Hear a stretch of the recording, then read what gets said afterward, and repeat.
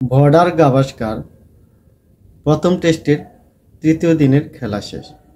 প্যাট কামিন্সদের অস্ট্রেলিয়ার সামনে দ্বিতীয় ইনিংসে ওপেনার জয়সওয়াল 161 ও বিরাট কোহলি 100 অপরাজিত রান করে বড় টার্গেট দেয় ও জিতে। ভারতীয় ক্রিকেট প্রেমীদের জন্য ডাবল সেঞ্চুরি খুবই খুশির বিষয়। আর টিম ইন্ডিয়ার জন্য এই সফর খুবই গুরুত্বপূর্ণ। শুরুতেই পার্থে ওপেনার জয়সওয়াল সেঞ্চুরি হাঁকান, আর দিনের শেষটাও সেঞ্চুরি হাঁকান বিরাট কোহলি।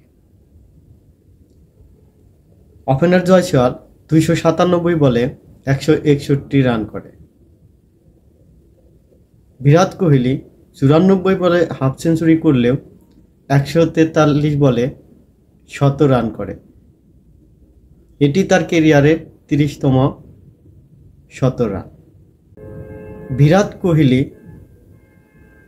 100 রান করার পর